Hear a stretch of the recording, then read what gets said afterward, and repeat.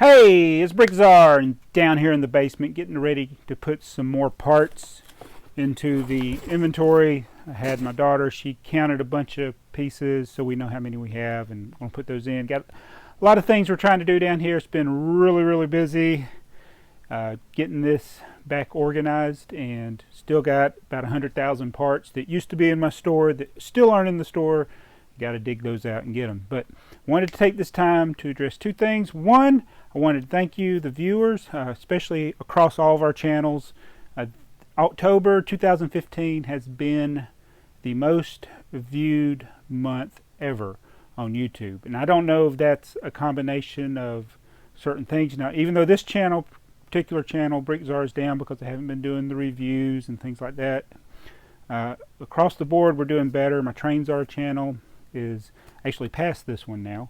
Pretty proud of that. They Might Be Bricks, Zarevna, we're going to maybe try to get them going. They still got to think of what they want to do long term, and it may not be for them doing YouTube. And then Mts BrickTsar, she's only got 4 videos, but she's been helping here, which has been awesome. And then of course my original channel, which is called BrickTsar Toys, and I'm hoping to do maybe 1 video a week there.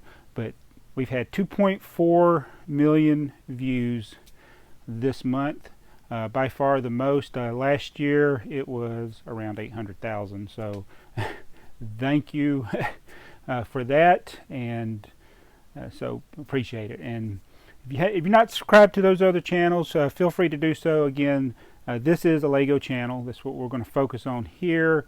If you like trains, that's what trains are fun. It's about all kinds of trains. And then BrickTsar Toys, it could be anything. So want to address that. Now, the last video I did here was about the part out value of sealed sets. And I do promise I am going to open this set. I'll get around to opening it. But I want to address a couple of follow-up questions. So we'll go to the computer screen and we'll do that. All right.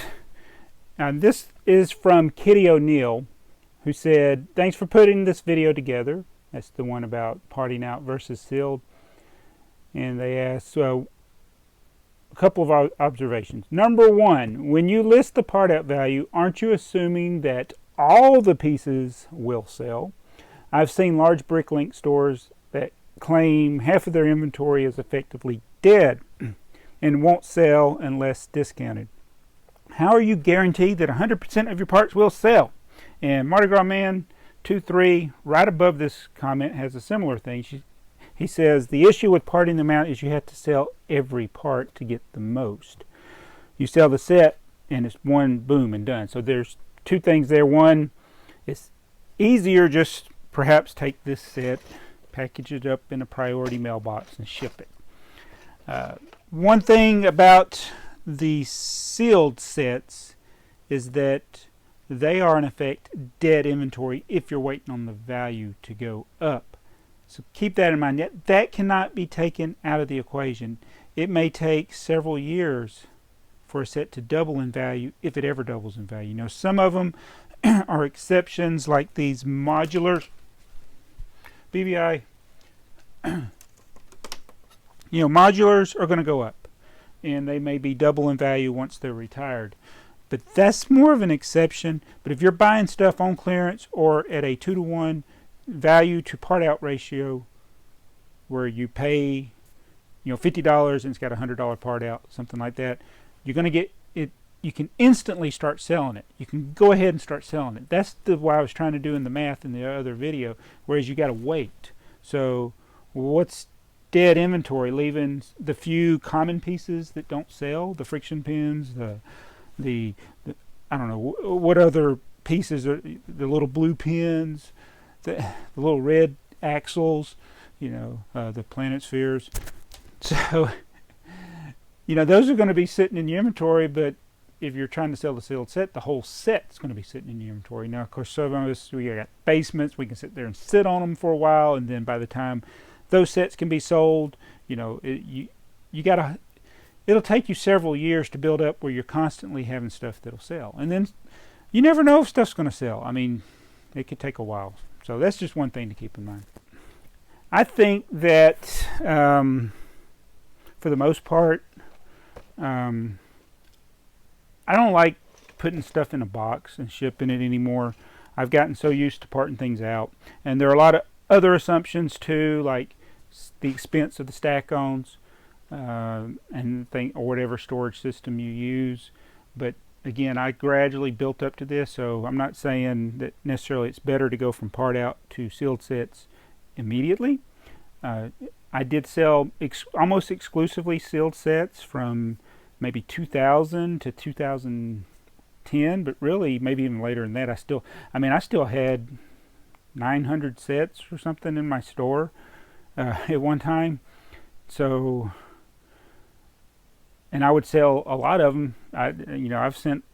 It's like when I sold the General Grievous. I think one person bought all of those UCSs I had at one time, and that was easy. It's easier than parting them out, but I would have got more money parting them out.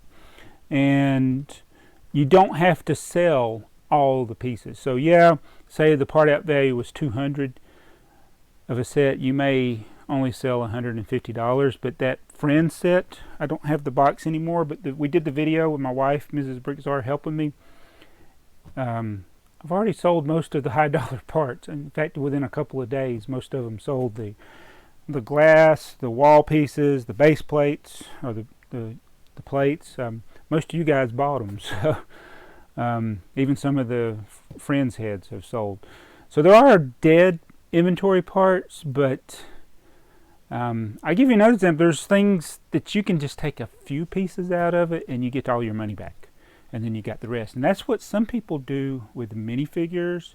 They'll buy their minifigure, or they'll buy superhero sets, take the minifigures out and sell them, and then they just got the parts. And people do that on eBay and stuff, but I haven't really got to do that myself. I've not been into selling just exclusively minifigures. But so that's it. It was a good question. And there was a second part of that she had. It says parting out sets and filling orders is a very labor intensive process. Shouldn't you consider this when doing the comparison? Yes, I should have done that. But most of the labor is on the up front. Now, you got to go pick the order, but really most of the orders I get only take a few minutes or less to pick. It's unusual to get a big order like Mardi Gras Man. Well, Mardi Gras Man got his biggest order too from the same guy that AFOL Man did. 20,000 piece order. That's insane, especially when it's multiple lots. But if you'll see, a lot of the people, they'll buy something, they'll buy the entire lot, and all you got to do is take everything out and boom, you're done. So, and the other things, I don't have to store a bunch of cardboard boxes anymore. All I have to do is have my bubble mailers.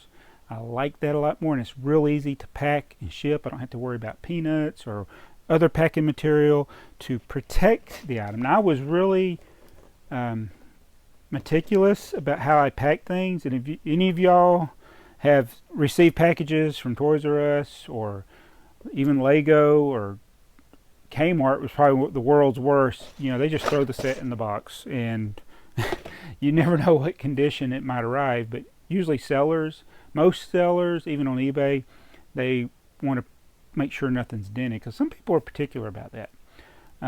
I'm not as particular about it. In fact, that's why I look at the scratch and dent section at the Lego store, because I can get it cheaper. Because I think newer boxes, it's not as critical to have the box in pristine mint condition, and so I don't worry about that. So, but yeah, those are all really good points that should be considered. The time it takes to put these things in the drawers, the expense of the drawers, the time it takes to pick the items. All of these are really good points. But that being said, I sold sealed sets for over 10 years, and this is what I'm doing now. And it's a lot easier to me. But there was a lot of upfront work. But once I got through that, it's just a matter of putting stuff in the store. Part out sets as I have the time to do, and I can still sell sealed sets if I choose to do so. I'll just analyze that like we did in that video. You got some sets that it may be more advantageous to sell them sealed or complete, even used complete, than parting them out. But for the most part, for the quickest return on things, because a lot of times people are wanting either the minifigure or pieces to build a particular mark. They don't want the whole set, and you know, there are a lot of reasons to sell parts. And I think about my buying habits. I buy a lot of vintage sets, so yeah, I'll buy complete sets, but I also buy a lot of parts. I haven't even sat down to look at my orders to see, am I buying more parts than sets? Go back and look at my 773 hauls I've done and find that out. But anyway, I thought I'd kind of clarify those points. I know there were a few other good comments in there that I may need to address as well, and I spent more time on this than I meant to, but family's not here right now, so I thought I'd do this video real quick. Hope you enjoy it. If you have any more questions about selling, buying, or collecting, that's what I do. I'm a collector. I try to keep at least one of everything that I get that I like.